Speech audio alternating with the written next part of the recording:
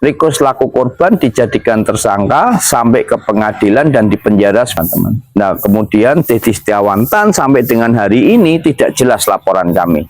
Apakah akan di SP3? Karena sampai dengan sekarang lebih dari 4 tahun itu tidak ada SP2HP-nya. Sampai sekarang, dan kita akan tetap mendesak, silakan ya kalian mempermainkan hukum dengan penjarakan anak saya yang sama sekali tidak bersalah. Nah, silakan ya, kalian sudah berhasil mengkriminalisasi Riko, kita masih akan terus berhadapan, kami akan mengejar ya, kalau perlu kita akan kembali melaporkan ke Propam. Ini kejahatan ya, obstruction of justice yang dilakukan oleh oknum polisi.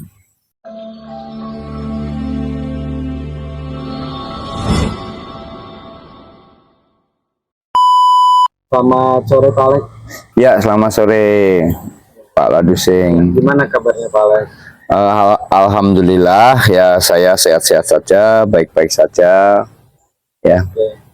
Kemarin kan si Riko sudah dinyatakan bebas ya Pak Alex ya. Ya. Alhamdulillah si Riko sudah menghirup udara bebas ya Pak Alex ya. Ya.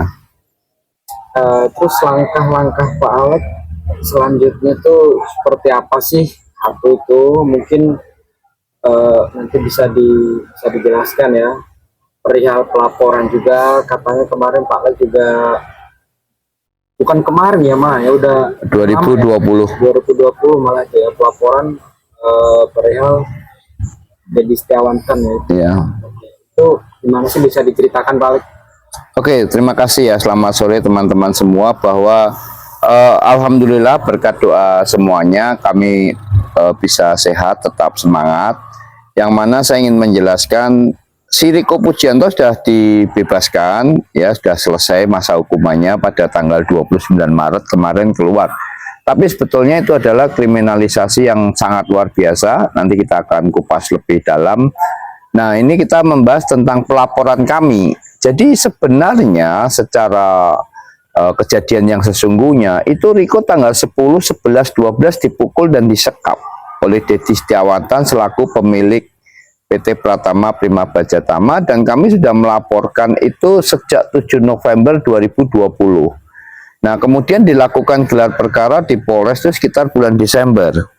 Ya, kami sebagai pelapor dengan nomor laporan 2518 Polres Metro Kota Bekasi ya. Nah, itu tiba-tiba setelah dilakukan gelar perkara dan Dedi Setiawantan akan dinaikkan statusnya menjadi tersangka, karena SPDP-nya juga sudah dikirim ke jaksa atas nama Bapak Satria, jaksa di Kejaksaan Negeri Kota Bekasi. Lalu diduga pihak Dedi Setiawantan itu melobi Polda Metro Jaya. Di Reskrimum Polda Metro Jaya waktu itu dijabat oleh Kombes Tubagus Adi Hidayat. Nah, seketika itu juga ya mendapatkan perintah dari Kombes Tubagus Adi Hidayat selaku fungsional pembina Polres-Polres di Kota Jakarta itu untuk berkas perkara 2518 penyekapan dan penganiayaan terhadap Riko itu ditarik ke Polda Metro Jaya bersamaan dengan laporan kriminalisasi ya, dengan tuduhan kepada Riko menggelapkan uang sebesar 29.900.000 sekian ya. Nah, itu tiba-tiba ditarik ke Polda Metro Jaya, diletakkan di unit 4 Jatantras Polda Metro Jaya. Penyidik daripada yang laporan kami itu Ibda Iman namanya. Panitnya Bapak AKP Ridwan. Nah, itu justru Riko selaku korban penyekapan dan penganiayaan itu diputar balikan. Riko yang sebagai korban dijadikan tersangka. Dedi yang sebagai pelaku penyekapan dan penganiayaan terhadap Riko justru menjadi korban. Nah, ini luar biasa. Atas perintah daripada Direskrimum Polda Metro Jaya Tubagus Adi Hidayat.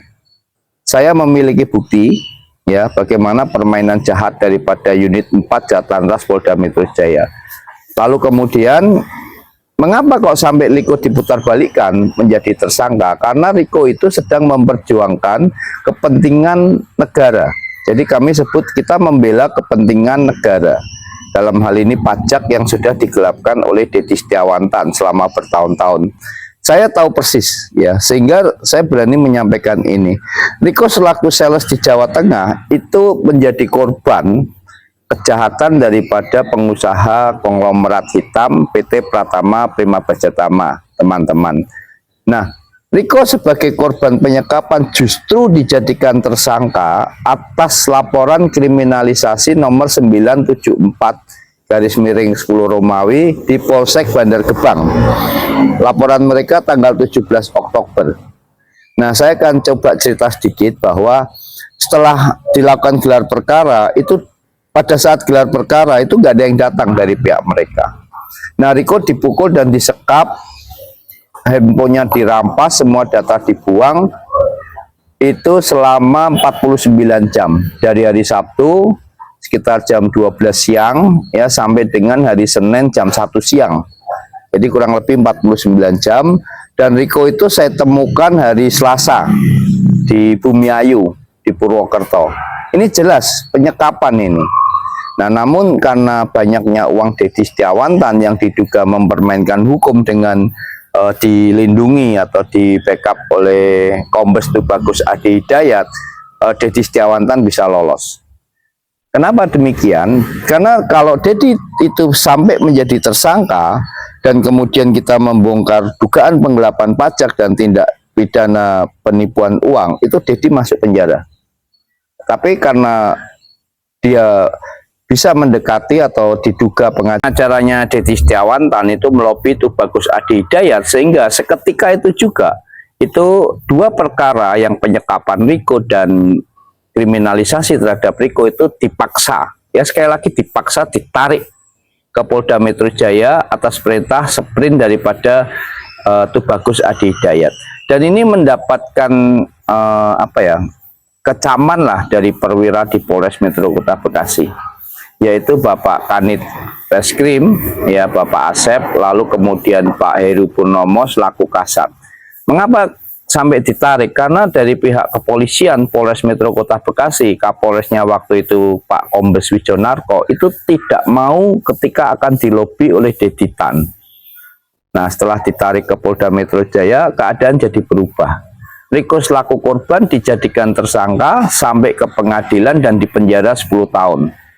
10 bulan, mohon maaf, 10 bulan teman-teman. Nah, kemudian Dedi Setiawantan sampai dengan hari ini tidak jelas laporan kami. Apakah akan di SP3? Karena sampai dengan sekarang lebih dari 4 tahun itu tidak ada SP2HP-nya sampai sekarang, dan kita akan tetap mendesak. Silakan ya, kalian mempermainkan hukum dengan penjarakan anak saya yang sama sekali tidak bersalah.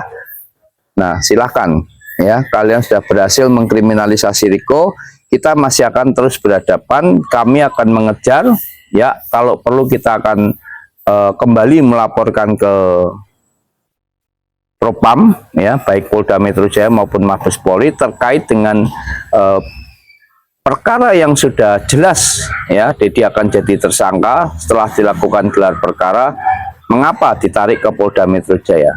Ini kejahatan ya, obstruction of justice yang dilakukan oleh oknum polisi atas nama Kombes Tubagus Adi Hidayat, atau penyalahgunaan wewenang dan jabatan, sehingga membuat kecewa ya, atau sedikitnya itu marah dari penyidik yang sudah bekerja keras melakukan penyidikan untuk kasus penyekapan. Mereka bekerja hampir 2 bulan, tapi tiba-tiba Januari keluar sprint, atau akhir Januari itu sekitar tanggal 30 atau 31 Januari sampai dengan Februari tanggal 14 itu.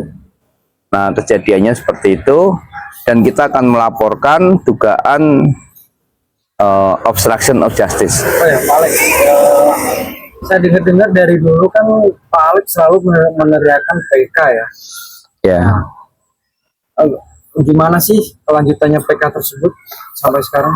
Oke lah, inilah luar biasanya ya penegakan hukum di tempat kita. Saya menyerang, saya melawan ya, dari tingkat polisi, jaksa, hakim, bahkan ke MA dalam hal ini PK. Ya udah puas saya. Berarti saya sudah membuktikan betapa bobroknya ya polisi, jaksa, hakim, termasuk sampai ke Mahkamah Agung. Kami mengajukan PK bulan September ya, lalu dinaikkan ke MA itu bulan Oktober, lalu dinotifikasi atau masuk ke MA itu Januari 2025, tanggal 13 Februari PK kami ditolak. Tapi sampai hari ini kami belum mendapatkan pemberitahuan. Saya tahu karena kemarin saya ke MA. Nah, ini luar biasa. Oh, berarti gini ya Pak Alek ya.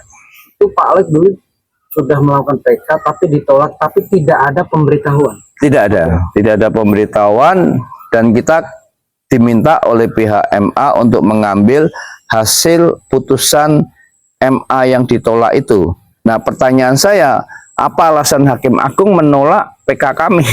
Nah, tapi kan sekarang nih, apakah Pak Alek masih mengharapkan PK, sedangkan Riko kan udah bebas?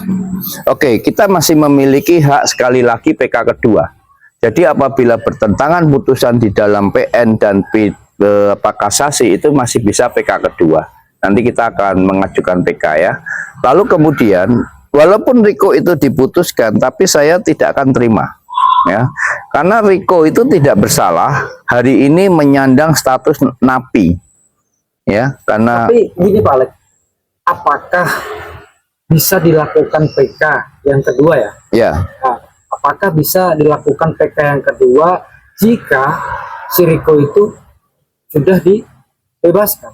bisa. Jadi ini membersihkan nama ya. Dalam hal ini terkait dengan satu, membersihkan nama Riko. Lalu yang kedua, membuka kejahatan daripada pihak jaksa maupun hakim. Yang dalam hal ini di dalam PK itu selalu disampaikan perlunya novum baru. Ya, tapi sebetulnya tidak perlu novum baru. Barang bukti yang diserahkan di Setiawantan untuk mengkriminalisasi Riko itu sudah membantah tuduhan dakwaan maupun tuntutan jaksa yang menuntut 1,5 tahun namun diputuskan 10 bulan. Mengapa demikian? 18 lembar nota barang bukti yang dipergunakan untuk mengkriminalisasi Riko itu cacat secara hukum. Kan kita katakan bahwa alat bukti harus seterang matahari atau lebih terang daripada matahari.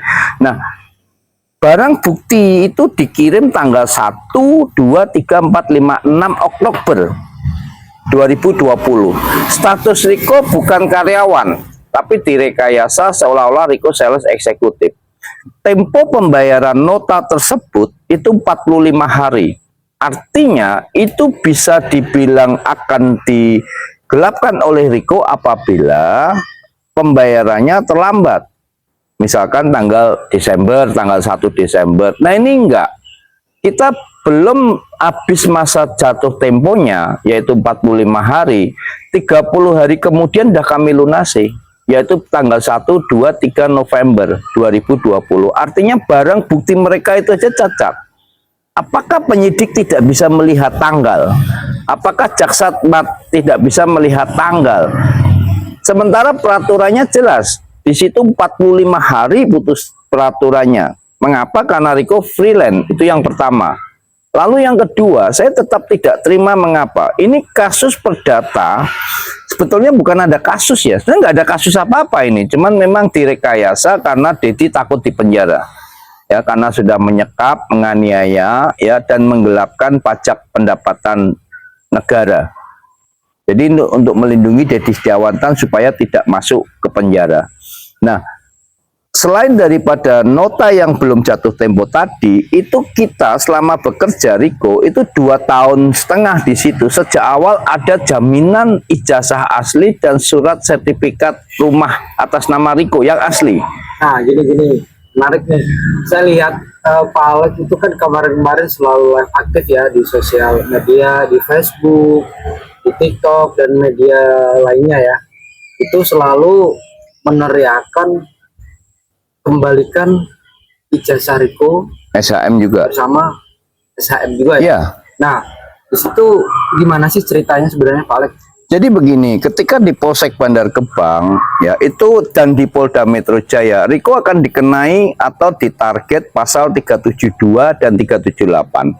372 itu adalah penggelapan, tetapi tidak terikat di dalam hal kerja. Maka mereka membidik Riko dengan 372 KUHP. penggelapan. Meskipun pada akhirnya tidak ada kerugian, namun karena saya bisa melunasi seluruhnya bersama Riko, ya, kami menagih toko dulu karena kan barangnya masih di toko. Setelah kita tagih semua selama 15 hari baru kita lunasi. Kan begitu. Karena temponya sekali lagi 45 hari.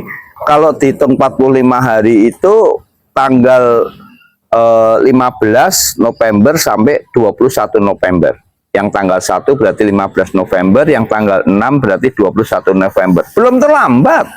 Orang notanya aja baru dilihat sekali oleh Riko. Jadi nota yang belum dikasih, oke. Lalu ada sisa barang. Itu sebetulnya barang tersebut akan dijual lagi, akan dikirim oleh Riko. Riko ini kan freelance, jadi bebas dia. Ya. Itu barang tanggal 1 sampai dengan tanggal 6 barang dikirim. Tanggal 11 itu ditarik kembali sama Deditan. Tanggal 12 Oktober dipaksa Riko membuat pernyataan bahwa dia sudah menggelapkan. Tanggal 17 Oktober dilaporkan ke polisi. Ini kan sinting ini. Sinting. Jadi tanggal 1 sampai 6 barang dikirim, tanggal 11 ditarik sama Dedi. Berarti ini ada perencanaan untuk supaya Riko tidak bisa keluar dari perusahaan itu. Jadi harapan Dedi itu hanya Riko tidak sampai keluar. Katakanlah kalau Riko keluar, itu Riko tidak berani membuka aib penggelapan pajak di perusahaan tersebut. Maka dibuat seperti itu. Begitu, Pak. Jadi kemudian tentang SHM, karena Riko dituntut didakwa dengan 372 awalnya sebagai tersangka, itu sertifikat dan ijazah Riko menjadi barang bukti di Polsek Bandar Gebang dan di Polda Metro Jaya. Karena kami melunasi tepat atau sebelum jatuh tempo, maka ijazah, SHM, sertifikat dan beberapa bukti yang lain itu disingkirkan, dibuang. Istilah saya dikeluarkan dari berkas. Ini kejahatan yang luar biasa dilakukan oleh penyidik pembantunya namanya Aibtu Roganda Pardede, unit 4 Jatanras Polda Metro Jaya. Itu pelaku eksekutornya yang menyidik Riko. Sekarang ijazah sama SHM-nya tuh gimana, Pak? Masih di... Ya nggak tahu. Ya nggak tahu kita. Pokoknya yang jelas tanggal 17 Maret ijazah dan sertifikat khususnya itu diperlihatkan kepada Riko oleh Aibtu Roganda Pardede. Tapi setelah dinaikkan ke jaksa, nggak ada, itu hilang sertifikat Riko. Mengapa demikian? Karena kalau sertifikat itu tidak disingkirkan, jaksa tidak mau P21. Karena ini menjadi kasus perdata, bukan pidana. Itu selangkahnya apa, Pak Alek, ini untuk gimana caranya biar ijazah sama SHM Riko bisa dikembalikan? Langkah-langkah apa yang Pak Alek lakukan? Yang pertama, saya akan melaporkan tindakan si Aibtu Roganda ya dengan pimpinannya Tubagus Adi Hidayat. Yang pertama, ya menarik paksa berkas dari Polres Metro Kota Bekasi. Kemudian yang kedua, menghilangkan sertifikat dari barang bukti. Itu yang kedua. Kalau itu nanti tidak berjalan juga, ya berarti pengadilan di jalan. Pengadilan di jalan, karena masyarakat ini berhak tahu bahwa kami benar-benar tidak bersalah. Riko Pujianto tidak ada menggelapkan uang sedikit pun. Di situ ada jaminan sertifikat. Ya kan nggak mungkin jaminan sertifikat nilai rumah saya hampir 500 juta. Dituduh 29.900.000. Ini kriminalisasi yang terang-terangan nih. Terang-terangan membungkam korban penyekapan, saksi mahkota, penggelapan pajak negara. Mereka sudah melawan kepentingan negara. Saya akan melakukan tindakan ekstrim apabila laporan kami tidak ditanggapi dengan benar. Yang pertama laporan penganiayaan dan penyekapan. Nanti yang kedua saya sudah mengajukan Dumas ke Mabes Polri terkait dengan hal tadi, kriminalisasi, yang besok ke depan kita akan melaporkan tentang kemana SHM saya, ijazah Riko, itu rumah yang beli saya yang beli rumah itu, saya atas namakan Riko. Saya beli dulu 400 juta itu. Nah, saya nggak mau kalau dikembalikan begitu aja, nggak mau. Semua harus ada proses hukumnya. Jadi ini menggelapkan surat berharga demi mengkriminalisasi. Jadi Dedi Setiawan itu sebetulnya terancam kalau hukum dijalankan dengan tegak lurus. Dedi Setiawan di penjara 9 tahun, sementara anak saya tuh nggak layak jadi tersangka. Seperti yang tadi saya uraikan, sales freelance direkayasa jadi sales eksekutif. Ya, lalu kemudian nota yang belum jatuh tempo dipakai sebagai barang bukti laporan polisi. Lalu yang ketiga, barang tanggal 1 sampai 6 dikirim, 5 hari kemudian ditarik oleh PT. Ini kan kalian bukannya tolol, bukan goblok pengacara, pihak Polda maupun jaksa maupun hakim. Saya akan kejar mereka, mau sampai kapanpun pengadilan di jalan saya. Ya, jadi ini adalah kriminalisasi yang terang-terangan menantang rakyat atau menantang negara ini. Saya katakan pengkhianatan terhadap kepentingan negara. Oke Pak, sekali lagi mungkin bisa disampaikan apa harapan dan mungkin apa yang mau perlu disampaikan terhadap ya mungkin yang mengkriminalisasi si Riko atau siapa yang mungkin mau sampaikan aja Bang. Harapan saya nggak ada, karena saya udah nggak percaya lagi baik polisi, baik jaksa, baik hakim. Saya hanya berharap masyarakat berteriak melawan. Kalau mengharapkan keadilan dari perkara ini kemudian dari aparat penegak hukum, udah nggak mungkin. Sudah nggak mungkin karena mereka sudah busuk. Mereka sudah berani menjual institusinya. Mereka sudah berani menjual kepentingan negara. Mereka sudah berani melawan kepentingan rakyat. Tidak ada lagi yang apalagi yang saya harapkan dari orang-orang busuk seperti ini. Jenderal sekarang malam, jaksa juga. Anak saya sudah menjadi korban, istri saya sudah sampai meninggal. Harapan keadilan seperti apa? Nah, saya udah nggak ada berharapan apa-apa. Ya, silahkan aja kalian mau proses atau kalian mau memperparah kebusukan dari institusi Polri, jaksa maupun kehakiman. Dalam hal ini PN Kota Bekasi lalu di MA. Ya, jika kalian ingin membungkam saya siap. Ya, Pak Alex siap. Kalau ijazah sama SHM itu kemarin Pak Alex sudah melaporkan juga. Mereka nggak menerima. Jadi waktu itu tidak menerima ke Polda Metro Jaya, alasannya adalah barang tersebut sedang dalam proses lidik dan sidik. Tapi memang benar itu. Itu sebelum Riko bebas atau sesudah? Oh jauh. Riko belum ditetapkan. Riko masih status tersangka. Tahun 2021 sekitar bulan Agustus September. Nah, sekarang Riko kan udah bebas nih. Ya. Nah, terus ijazah sama itu kan seharusnya dikembalikan ke Riko kan sama SHM. Ya kalau ada langkah-langkah Pak Alex sama Riko sendiri untuk bagaimana caranya biar bisa kembali ijazah sama SHM tersebut. tidak. Saya tidak berpikir ijazah sertifikat itu akan kembali, tidak. Ijazah dan sertifikat itu ya menjadi barang bukti adanya tindakan pengkhianatan terhadap kepentingan negara. Menjadi barang bukti adanya eksploitasi Riko selaku salesman daripada PT Pratama Prima Bajatama yang sudah keluar. Jadi bukan karyawan tetap tetapi freelance. SHM dan sertifikat maupun ijazah itu menjadi bukti kejahatan daripada oknum unit 4 Jatantras Polda Metro Jaya atas perintah Tubagus Adi Hidayat. Kemarin saya lihat Pak Alex itu juga live di sosial media itu ada tulisan juga tuh di live-nya itu, kembalikan ijazah dan SHM. Itu gimana? Berharapnya ke siapa Pak Alex? kembalikan ijazah dan SHM ini yang bertanggung jawab adalah Polda Metro Jaya. Jadi arti dikembalikan bukan diserahkan kepada saya. Ya, itu akan menjadi bukti ya, satu penggelapan SHM, yang kedua laporan palsu dengan kesaksian palsu.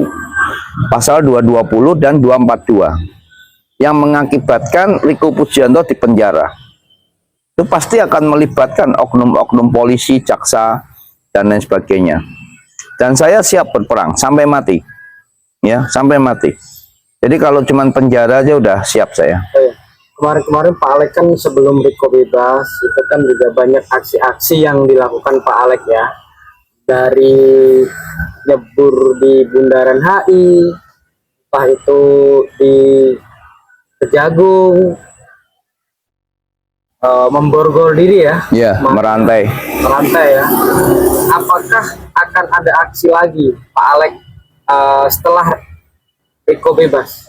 Mungkin di bulan ini atau bulan depan atau kapan, apakah Pak Alek mau melakukan aksi lagi? Pasti. Jadi aksi terakhir yang akan saya lakukan ya, itu akan menjadi catatan sejarah bagi bangsa negara kita ini, betapa jahatnya ya oknum polisi, jaksa, hakim memenjarakan anak yang tidak bersalah, yang mana sedang saya dorong untuk berani melawan konglomerat hitam, pengusaha kotor atau musuh negara, yang berani melawan pengkhianat negara. Ya, jadi sekali lagi saya katakan bahwa polisi, jaksa, hakim yang penjarakan Riko itu merupakan pengkhianat kepentingan pajak negara. Oke Pak Alek, terima kasih mungkin bincang-bincang sore hari ini. Mudah-mudahan harapan kita Riko juga mendapatkan setelah kebebasan ini mendapatkan keadilan, di mana nama baiknya biar bersih ya. Oke Pak Alek, Ya.